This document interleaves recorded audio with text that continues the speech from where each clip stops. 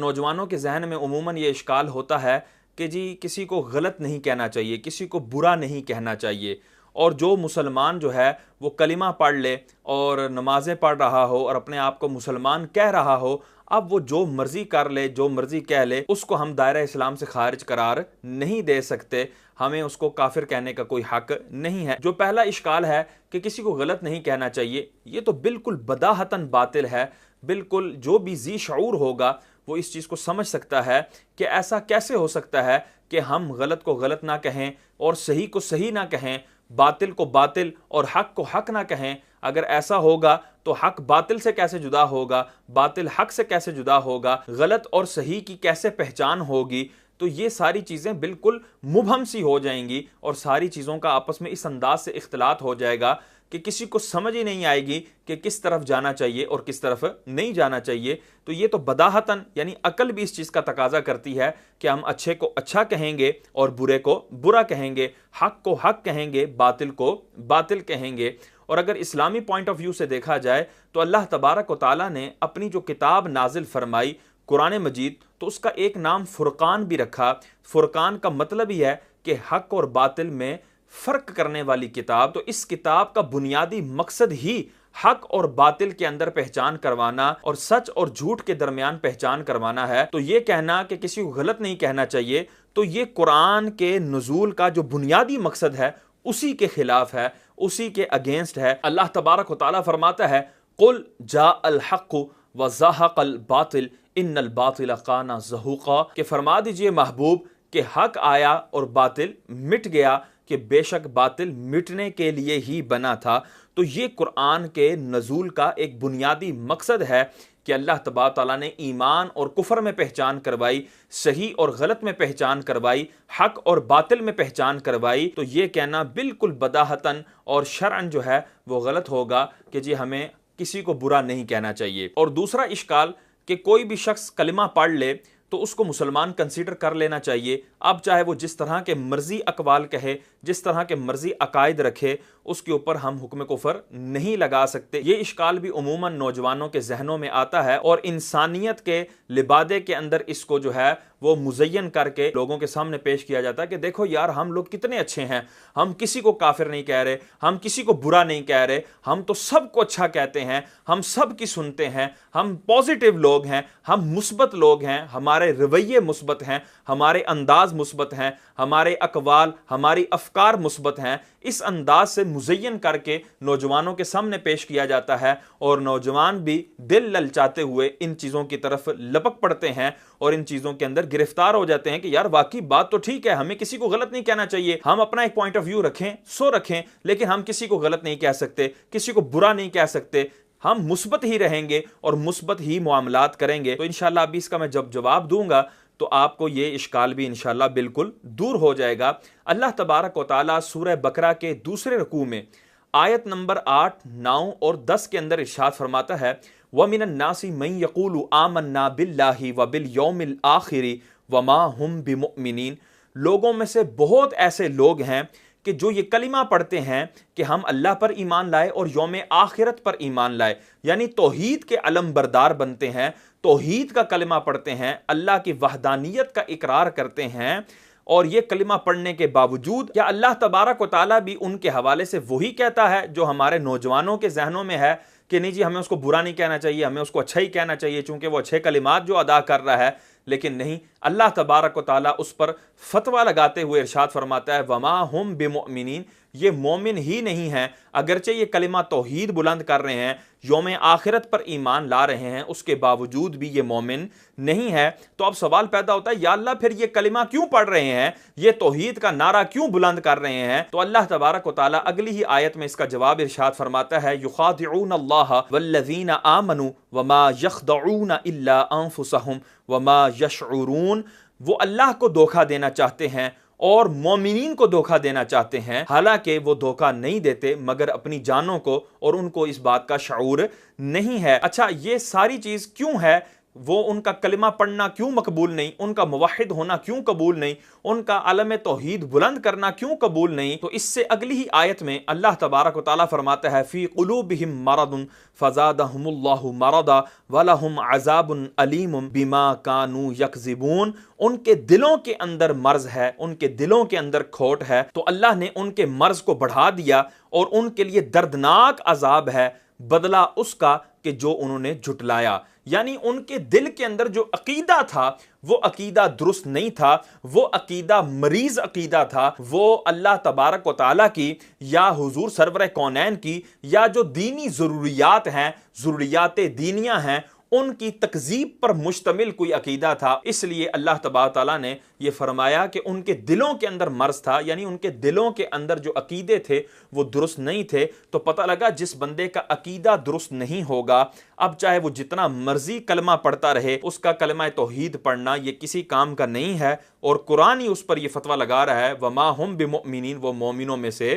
نہیں ہے۔ اور اللہ تبارک و تعالیٰ اسی رکوع کے آیت نمبر 13 میں ارشاد فرماتا ہے وَإِذَا قِيلَ لَهُمْ آمِنُوا كَمَا آمَنَ النَّاسُ قَالُوا أَنُؤْمِنُ كَمَا آمَنَ السُّفَهَاءُ أَلَا إِنَّهُمْ هُمُ السُّفَهَاءُ وَلَكِنْ لَا يَعْلَمُونَ، اور جب ان کو کہا جاتا ہے کہ ایمان لاؤ اس طرح جس طرح پچھلے لوگ ایمان لے کر آئے۔ اب یہاں سے بھی ایک چیز واضح ہو رہی ہے کہ اگر کوئی شخص الگ سے کوئی ایمان لے کر آئے گا، پچھلے بزرگوں کی طرح ایمان نہیں لے کر آئے گا، تو اب یہاں پر بھی نوجوانوں کو سمجھ آنا چاہیے کہ وہ ایمان تو لا رہا ہے لیکن پچھلے بزرگوں کی طرح ایمان نہیں لا رہا، تو اب ان کے کلیے کے مطابق تو اس کو برا نہیں کہنا چاہیے، قرآن جو ہے وہ اس کو اچھا ہی کہے، لیکن اللہ تبارک و تعالیٰ ایسے شخص کو کہ جو پچھلوں کے مطابق ایمان نہیں لا رہا اس کو بھی برا کہہ رہا ہے کہ اس کا ایمان پچھلوں کے مطابق نہیں ہے، اور پھر وہ آگے سے اپنے آپ کو سمجھدار سمجھتے ہوئے کیا الفاظ کہتا ہے انؤمن کما آمن السفہاء، کیا ہم ایمان لائیں اس طرح جس طرح پچھلے بے وقوف ایمان لائے؟ تو یہ مرزا جیلمی جیسے لوگوں کے اوپر یہ آیت بالکل فٹ بیٹھتی ہے کہ یہ وہ لوگ ہیں کہ جو پچھلوں کو برا بھلا کہتے ہیں، بزرگوں کو معاذ اللہ لان تان کرتے ہیں کہ وہ تو بے وقوف لوگ تھے، ان کو تو پتہ ہی نہیں تھا، بابے تو شے کوئی نہیں، ان کو کیا پتہ تھا۔ یہ تو دیکھو اب جو ہے نا وہ سارا کچھ یہ واضح ہوا ہے، اور یہ سائنس ہے، یہ ٹیکنالوجی ہے۔ جس طرح امام غزالی علیہ رحمہ کے حوالے سے یہ انتہائی غلیظ الفاظ استعمال کر رہا تھا، اور دیگر بزرگان دین کے حوالے سے یہ گندے اور غلیظ الفاظ استعمال کرتا رہتا ہے، حالانکہ اس کو یہ نہیں پتا کہ ہمیں بزرگان دین کی طرح صحابہ کرام علیہم رضوان، اہل بیت اطہار اور ان کے جو سچے متبعین تھے ان کی طرح ایمان لانے کا حکم دیا گیا ہے۔ اور اب جو یہ کہے گا کہ بابے تو شے کوئی نہیں، وہ تو جی بے وقوف تھے پچھلے، معاذ اللہ، تو ان کو کیا کہا جائے گا؟ الا انہم ہم السفہاء، جان لو کہ بے شک یہی لوگ بے وقوف ہیں، ولکن لا یعلمون، لیکن یہ لوگ جانتے نہیں ہیں۔ اور اس سے اگلی آیت میں اللہ تعالیٰ فرماتا ہے وَإِذَا لَقُوا الَّذِينَ آمَنُوا قَالُوا آمَنَّا وَإِذَا خَلَوْا إِلَىٰ شَيَاطِينِهِمْ قَالُوا إِنَّا مَعَكُمْ إِنَّمَا نَحْنُ مُسْتَهْزِئُونَ، جب یہ لوگ مومنوں سے ملتے ہیں تو کہتے ہیں آمنا، ہم ایمان لائے، یعنی ایمان کا دعویٰ کرتے ہیں، لیکن جب یہ اپنے جیسوں کے پاس جاتے ہیں اور ان کو اللہ تبارک تعالیٰ نے شیطان کہا، تو آپ کوئی کہہ سکتا ہے یہ دیکھیں جی کیسے کسی کو شیطان کہا جا سکتا ہے، لیکن اس طرح کے لوگ کہ جو دل کے اندر کفر چھپائے بیٹھے ہوں، جن کے اندر غلاظت ہو، اسلام کے حوالے سے گندگی ہو، اسلام کے حوالے سے ان کے دلوں میں بے ادبی ہو، اور وہ ظاہر سے کلمہ پڑھتے ہوں، تو اللہ تبارک تعالیٰ ایسوں کو شیطان فرماتا ہے وَإِذَا خَلَوْا إِلَىٰ شَيَاطِينِهِمْ، جب وہ اپنے شیطانوں کے پاس جاتے ہیں، قالوا، کہتے ہیں انا معکم، کہ بے شک ہم تو تمہارے ساتھ ہیں، انما نحن مستہزئون، ہم جو مومنوں سے ملے تھے نا اور ان کے سامنے جو کلمہ توحید بلند کیا تھا، ان کے سامنے جو کلمہ رسالت پڑھا تھا، ان کے سامنے جو اپنے ایمان کا اظہار کیا تھا، وہ ہم ٹھٹھا کر رہے تھے، وہ ہم مزاح کر رہے تھے۔ تو مجھے بتاؤ مسلمانوں، مجھے بتاؤ نوجوانوں، کیا اس طرح کا بندہ مسلمان ہو سکتا ہے کہ جو معاذ اللہ ثم معاذ اللہ اوپر سے کلمہ پڑھتا ہو اور اس کا دل جو ہے وہ مریض ہو، اس کے دل کے اندر برے عقائد ہوں اللہ کے حوالے سے، رسول اللہ کے حوالے سے اور دیگر جو ضروریات دین ہیں ان کے حوالے سے برے عقائد رکھتا ہو؟ تو کیا ایسا شخص مومن ہو سکتا ہے؟ ہرگز ایسا شخص مسلمان نہیں ہو سکتا، اور ہم اس کو برا کہیں گے اور اس کے حوالے سے ہم ضرور بالضرور بیان کریں گے۔ اب جو سورہ بقرہ کے اس دوسرے رکوع کی پہلی جو آیت تھی، تو اس کے اندر تو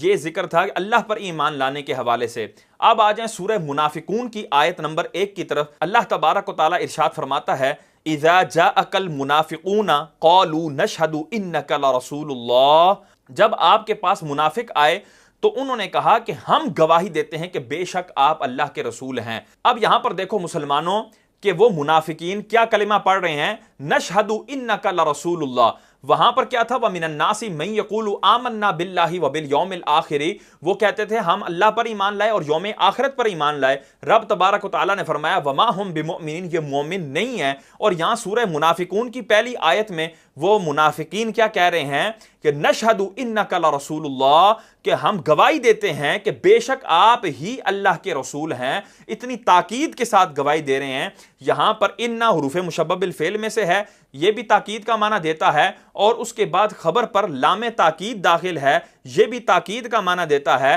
اور اس کے شروع میں نشہدو کا لفظ بھی انہوں نے ڈال دیا کہ کسی چیز کے حوالے سے شہادت کے الفاظ کہنا یہ اس بات کو مزید بھارا کر دیتا ہے، مزید اس بات کے اندر وزن پیدا کر دیتا ہے۔ تو کتنے موقت انداز سے انہوں نے کلمہ پڑھا۔ اب چاہیے تو یہ تھا، یہ جو نوجوانوں کی سائیکی ہے اس کے مطابق چاہیے تو یہ تھا کہ جی اللہ تبارک تعالیٰ فرما دیتا کہ یہ بہت اچھا کر رہے ہیں، یہ ان کا اسلام اے محبوب آپ قبول فرما لیں، اور اس انداز سے ان کو سراہا جاتا، لیکن نہیں۔ اللہ تبارک تعالیٰ فرماتا ہے واللہ یعلم انک لرسولہ، اللہ جانتا ہے کہ آپ اللہ کے رسول ہیں، واللہ یشہد ان المنافقین لکاذبون، اور اللہ گواہی دیتا ہے کہ بے شک منافق جھوٹے ہی ہیں۔ اب یہاں پر دیکھیں منافقوں نے جو ہے جملہ بولا تھا نشہد انک لرسول اللہ، انہوں نے نشہدو کا لفظ استعمال کیا۔ اسی طرح ان حروف مشبہ بالفعل میں سے ایک حرف مشبہ بالفعل جو ہے اس کو ذکر کیا تاکید والا، اور اس کے بعد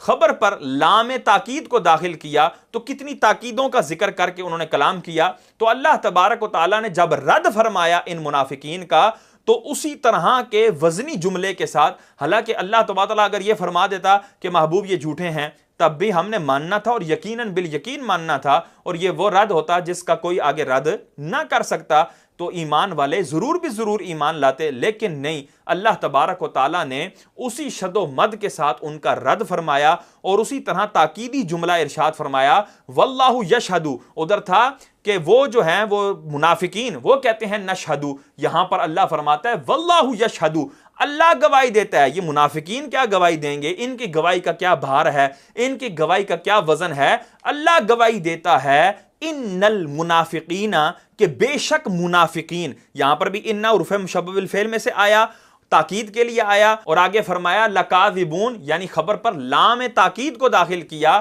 کہ بے شک منافق جھوٹے ہی ہیں۔ تو اب مجھے مسلمان بتائیں کہ اگر کوئی شخص اپنا کلمہ پڑھنے میں جھوٹا ہو تو وہ کیا مسلمان رہے گا؟ ہرگز نہیں، وہ شخص دائرہ اسلام سے خارج ہے، اس کا اسلام معتبر نہیں ہے کہ جب وہ اپنے کلمہ پڑھنے میں ہی جھوٹا ہے تو وہ کیوں کر مسلمان ہو سکتا ہے؟ تو یہاں پر دیکھیں اللہ تبارک و تعالیٰ نے ان منافقین کو جھوٹا قرار دیا، حالانکہ وہ تو سچ بول رہے تھے، وہ تو محمد عربی کو رسول اللہ کہہ رہے تھے، تو پھر کس طرح جھوٹے ہوئے؟ تو اس پر علامہ تفتزانی علیہ رحمہ اس کا جواب دیتے ہوئے ارشاد فرماتے ہیں کہ دیکھو کہ منافقین نے نشہدو کا صیغہ استعمال کیا تھا کہ ہم گواہی دیتے ہیں، اور گواہی ہمیشہ دل سے دی جاتی ہے، اوپر سے گواہی نہیں دی جاتی۔ تو چونکہ منافقین دل سے حضور کو رسول اللہ نہیں مانتے تھے، اس لیے وہ جو لفظ شہادت کہہ رہے تھے وہ شہادت کہنے میں جھوٹے ہیں، اللہ کے رسول کو رسول کہنے میں جھوٹے نہیں ہیں، بلکہ وہ اپنے اس کلمے کو شہادت کہنے میں جھوٹے ہیں،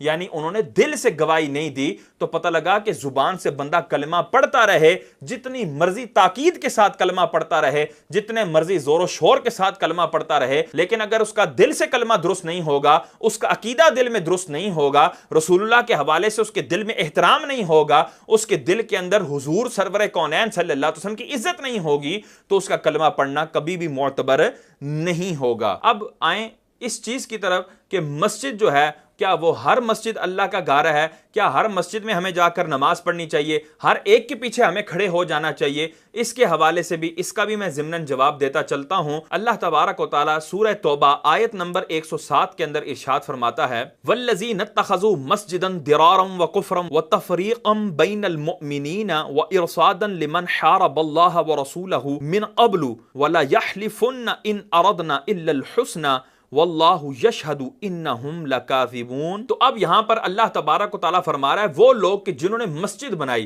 اب کسی کے ذہن میں آئے گا کہ یار کیا پتہ، اب اللہ تعالیٰ آگے جو ہے وہ بشارتیں سنائے گا کہ جس نے مسجد بنائی اس کا جنت میں گھر بنے گا، اس کو یہ انعام ملے گا، یہ اکرام ملے گا، اب اس طرح کی فضیلتیں بیان ہوں گی۔ لیکن نہیں، اللہ فرماتا ہے والذین اتخذوا مسجدا ضرارا وکفرا وتفریقا بین المؤمنین، وہ لوگ جنہوں نے مسجد بنائی اور وہ تفرقہ ڈالنے والی ہے، وہ ضرر پہنچانے والی مسجد ہے اور کفر گاہ ہے۔ اللہ اس کو مسجد بھی کہہ رہا ہے اور کفر گاہ بھی کہہ رہا ہے۔ مسجد کیا ہوتی ہے؟ مسجد کا کیا معنی ہوتا ہے؟ مسجد کا معنی ہوتا ہے سجدہ کی جگہ۔ تو کیا جتنے بھی کافر ہیں، یہودی ہوگے، نصرانی ہوگے، سکھ ہوگے، ہندو ہوگے، بدھ مت ہوگے، جتنے بھی کافر ہیں، کیا وہ اپنی عبادت گاہ کو کوئی بھی مسجد کہتا ہے؟ نہیں۔ مسلمان کہتے ہیں یا مسلمان کہلانے والے اپنی عبادت گاہ کو مسجد کے نام سے موسوم کرتے ہیں۔ تو اس آیہ مبارکہ میں اللہ تبارک تعالیٰ مسجد بھی فرما رہا ہے اور ساتھ اس کو کفرم و تفریقم بین المؤمنین، کفر گاہ اور تفرقہ بازی والی مسجد قرار دے رہا ہے۔ پتہ لگا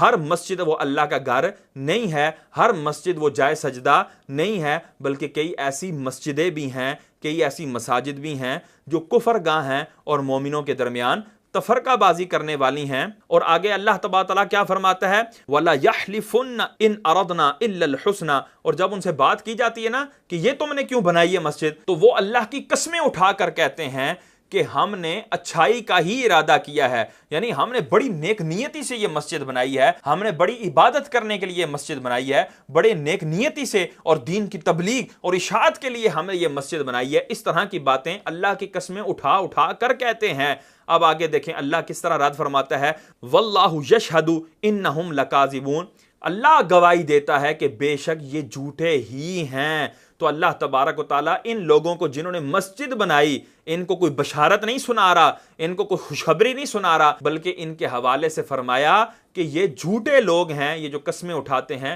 یہ جھوٹی قسمیں اٹھاتے ہیں۔ اور اس سے اگلی آیت میں اللہ تبارک و تعالیٰ اپنے محبوب صلی اللہ تعالی وسلم کو مخاطب کر کے ارشاد فرماتا ہے لا تقم فیہ ابدا، اے میرے محبوب آپ نے اس مسجد میں کبھی بھی کھڑے تک نہیں ہونا۔ یہاں دیکھیں حضور سرور کونین صلی اللہ تعالی وسلم کو اس مسجد میں جو کفر گاہ ہے، تفرقہ ڈالنے والی ہے اور اللہ کے دشمنوں کے لیے انتظار گاہ ہے، ایسی مسجد میں کھڑے ہونے تک سے منع کر دیا۔ میں کہتا ہوں مسلمانوں، امام الانبیاء سید الانبیاء کو تو رب تبارک و تعالیٰ ایسی مسجد میں کھڑے ہونے سے بھی منع فرما دے، اور اسی محبوب کا چاہنے والا، اسی محبوب کا کلمہ پڑھنے والا، ماننے والا، وہ اس مسجد میں جا کر نمازیں پڑھ رہا ہو، وہ اس مسجد میں جا کر جو ہے وہ تلاوتیں کر رہا ہو، وہ اس مسجد کے اندر جا کر ان کی محافل میں، ان کی مجالس میں، ان کے تبلیغی حلقوں میں شرکت کر رہا ہو، ایسا کسی مومن سے تصور نہیں کیا جا سکتا۔ تو اس انداز سے اللہ تبارک و تعالیٰ نے ان آیات میں یہ بیان فرما دیا کہ ہر کلمہ گو،